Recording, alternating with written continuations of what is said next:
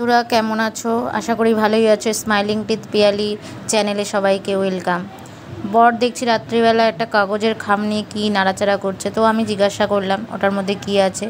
তো আমার বর বলছে এটা তোমার জন্য। তো আমি প্রথমে ভেবেছিলাম হয়তো কোর্টের কোনো কাগজপত্র, যাই হোক আমাকে বলছিল না। তারপর আমার হাতে এটাকে দিল, ঠিক আছে, দেখতেই পাচ্ছ আমাকে দেখাচ্ছে। তা আমি প্রথমে খাটের থেকে লেখাটা বুঝতে পারিনি, তারপরে দেখলাম এটা আমাদের দিল্লি যাওয়ার টিকিট, একটা আসার ট্রেনের আর যাওয়ার হলো প্লেনে। তো সেটা দেখো, কোথাও যে যাব সেটা আমার সঙ্গে ওর কোনো প্ল্যানিংই ছিল না। হঠাৎ করে নিজেই চেম্বারে বসে প্ল্যানিং একাই প্ল্যানিং করেছে আর কি, আমাকে আর ওই প্ল্যানিংয়ের মধ্যে রাখেনি। যাই হোক, বর যখন প্ল্যানিং করেই ফেলেছে একা নিজে, তো ঘুরতে চলে যাব। তো যার জন্য সকালবেলা 7:30টার মধ্যে রেডি হয়ে গেছি দমদম এয়ারপোর্টে যাব বলে। আর প্রচণ্ড বৃষ্টি হচ্ছে বাইরে। তো আমি আই মেকআপটা নিজে একাই ফার্স্ট টাইম করেছি। দেখো বন্ধুরা কেমন হয়েছে জানিও। আমি কোনো মেকআপ আর্টিস্ট নই, যা পেরেছি তাই করেছি। আর সকালবেলা ঘুম থেকে তাড়াতাড়ি উঠেছি, যার কারণে ঘুমও পাচ্ছে। তো এই যে আমরা বেরিয়ে গেছি। তো দমদমের দিকে যখন আসলাম তখন দেখলাম বৃষ্টিটা অনেক কম। সকালে ভোরবেলার দিকে অনেক বৃষ্টি হয়েছে, যার কারণে সব কিছুই লেট চলছে। আমরা চলে এসেছি। আর আমি এই প্রথমবার বন্ধুরা প্লেনে চড়বো, যার কারণে আমার মনটা সত্যি খুব খুশি হয়ে গেছিলো যে আমি প্লেনে উঠবো। আর মানে কি বলবো, বারবার বরকে থ্যাংক ইউ বলছি যে আমাকে এত সুন্দর একটা সারপ্রাইজ দেওয়ার জন্য। আর আমি চারিদিকে দেখছিলাম, আমার বর আমাকে দেখাচ্ছে এটা এখানে কীভাবে সব মানে করতে হয় জানতে হয়। ও আমাকে সব কিছুই শেখাচ্ছিলো, আর শেখার কোনো শেষ নেই। তো ও আমাকে সব কিছুই শিখিয়ে দেয়, সেটা আমার কাছে খুব ভালো লাগে, কারণ আমি অনেক কিছুই হয়তো জানি না, তো ও আমাকে শিখিয়ে দেয়।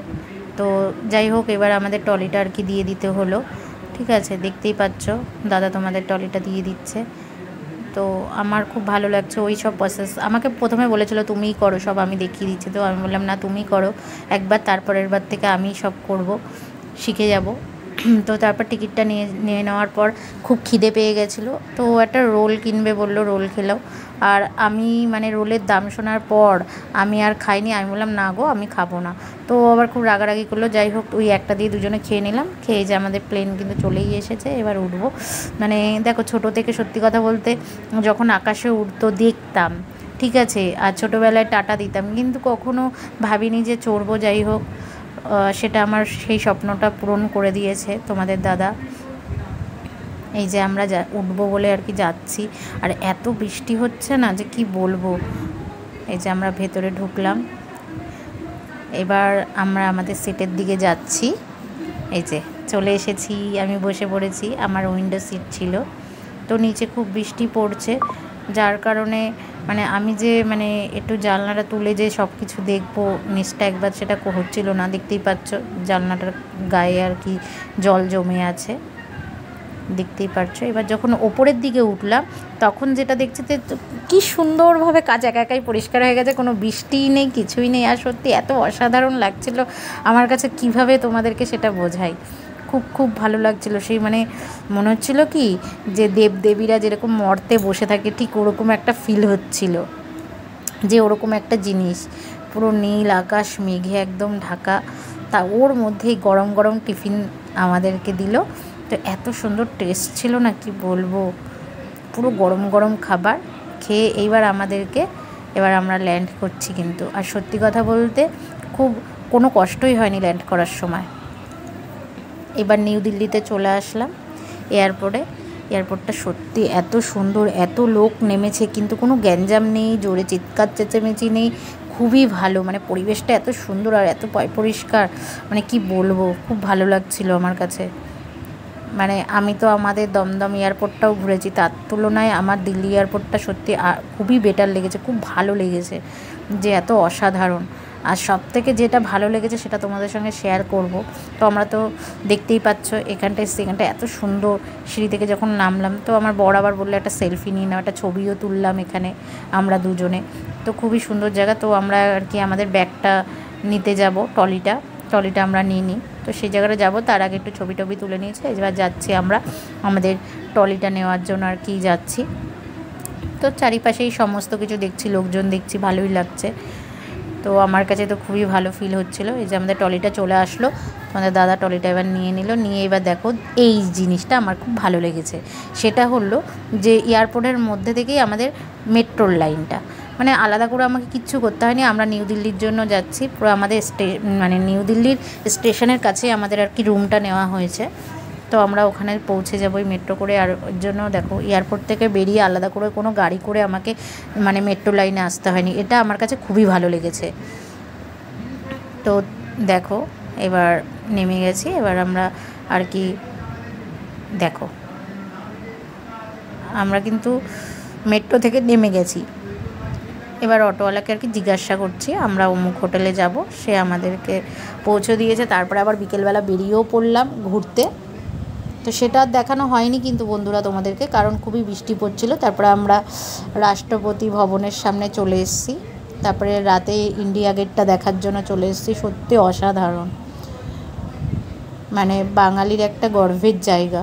সত্যি ইন্ডিয়া গেটটা রাত্রিবেলা এত সুন্দর লাগে দেখতে, খুবই ভালো লেগেছে। কিন্তু বরকে বলেছি দিনের বেলাও একবার দেখব, কারণ দিনের বেলাটা মানে রাত্রিবেলাটা দেখলাম, দিনের বেলাটা দেখব। তো এখন আমরা আবার বেরিয়ে পড়েছি লক্ষ্মীনারায়ণ মন্দিরের দিকে মানে ঘুরতে যাব, ঠাকুরকে একটু দেখব, ঘুরতে বেরিয়ে গেছি। তো সকালবেলা বেরিয়ে যাওয়ার পরে যে লক্ষ্মীনারায়ণ মন্দিরের এখানে এসেছি, ভেতরে ঢুকিনি, কারণ হলো ফোন নিয়ে নেবে, সেলফি স্টিক নিয়ে নেবে, সব খাবার দাবার সব জমা করে দিতে হবে, জুতো ফুতো সমস্ত কিছু। তো আমি বললাম দেখো তাহলে আর ভেতরে ঢুকতে হবে না, বাইরে থেকেই দর্শন করেছি, করে চলে এসেছি। এখন আবার বেরিয়ে পড়লাম ওখান থেকে, আবার চলে এসেছি আমরা ইন্ডিয়া গেটে, কারণ দিনের বেলাটা তো খুবই দেখার ইচ্ছে ছিল, কারণ রাত্রিবেলাটা দেখেছি। আর যা গরম না কি বলবো বন্ধুরা, এত গরম, এত বৃষ্টি হওয়ার পরেও খুব গরম দিল্লিতে। আর সব সময় হাতে একটা করে ঠান্ডা জলের বোতল রাখতে হচ্ছে। আর এত কোল্ড ড্রিঙ্কস খেয়েছি আমি, এত কোল্ড ড্রিঙ্কস খেয়েছি, এত মানে ঠান্ডাও লেগে গেছে আমার, মানে এত গরম নিতে পারছিলাম না ওখানের গরমটা। তারপরে দেখো আবার বেরিয়ে পড়েছি। আর সত্যি মানে যতই দেখছি না কেন, মানে বুঝতে পারছিলাম না এত সুন্দর হাতের কাজ।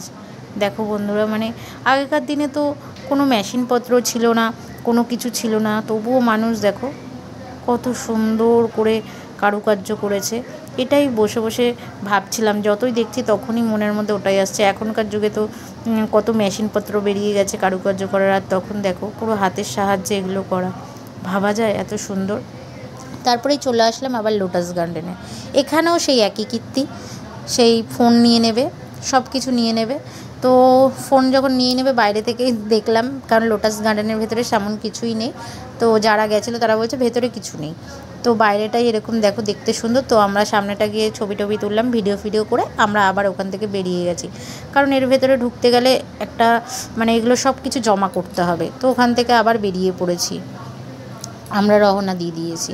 তো তারপরে খিদে পেয়ে গেছে, চলে আসলাম একটা রেস্টুরেন্টে। আর সত্যি কথা বলতে আমি তো বাঙালিরা যেটা হয় বাঙালি খাবার খুঁজে বেড়ায়, তো সেটা তো সবসময় বাইরে সম্ভব হয় না। ধোসা ইডলি এগুলো খেয়ে আমার পোষায় না। তো যাই হোক আমি পুরি খেয়েছি, কিন্তু আমাদের কলকাতার মতো ওরকম টেস্ট মানে পাচ্ছিলাম না। যাই হোক তবুও খেয়ে নিলাম, নেওয়ার পর আবার বেরিয়ে পড়েছি, দেখতেই পাচ্ছ ঘুরতে। আর সত্যি মানে এত ভালো লাগছিল, এত অসাধারণ।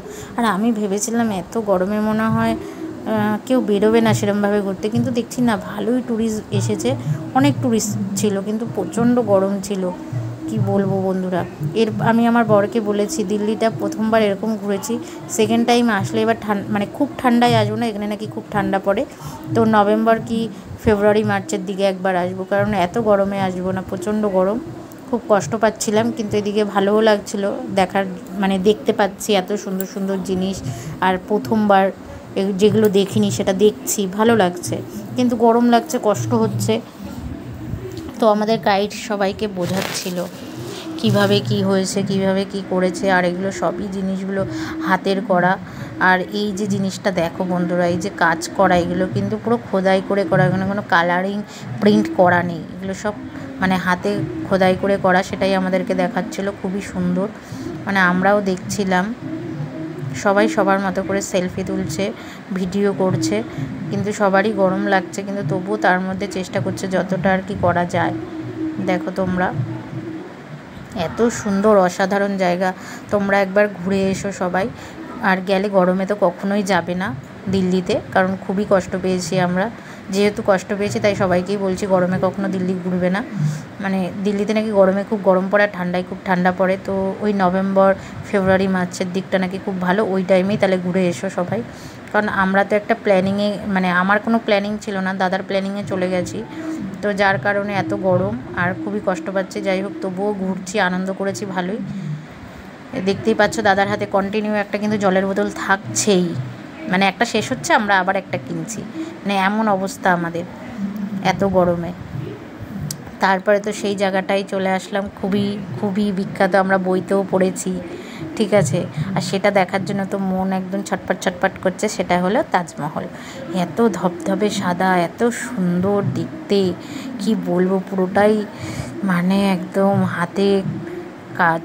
উফ, দেখে মনটা জুড়িয়ে গেছে। আমরা এবার সামনের দিকে একটু এগোচ্ছি, তো আমার বর আবার বলেছে যেখানে সমাধি আছে শাহজাহানের আর মমতাজের, তো আমরা সেই ভেতরের জন্য আবার আলাদা করে টিকিট করতে হয়, সেটাও আমরা করেছি, করে মানে গেছি। তারপরেই চলে আসলাম আমরা মথুরাতে। এই যে এখানেও ফোন জমা দিয়ে দিতে হয়েছে, বৃন্দাবনেও তাই জমা দিয়ে দিতে হয়েছে, তো যার কারণে ভেতরের কোনো ভিডিও আমরা নিতে পারিনি। তারপরে আমরা চলে আসলাম নিউ দিল্লি স্টেশন। আমরা এবার কলকাতায় ফিরে যাব। আর আমি আর কোনো ভিডিও নিতে পারিনি, কারণ সেদিন আমার খুব শরীর খারাপ ছিল, এটাই ভাবছিলাম যে আমরা আরও আদৌ ট্রেন ধরতে পারবো কি না, কারণ সারাদিন ধরে জ্বর, সকাল থেকে জ্বর ছিল, এত ঠান্ডা জল খেয়ে খেয়ে পুরো ঠান্ডা লেগে জ্বর চলে এসছে। যাই হোক বন্ধুরা, আমার ভিডিওটা কেমন লাগলো তোমরা কমেন্টে জানিও। তোমরা ভালো থেকো, বাই বাই, টাটা।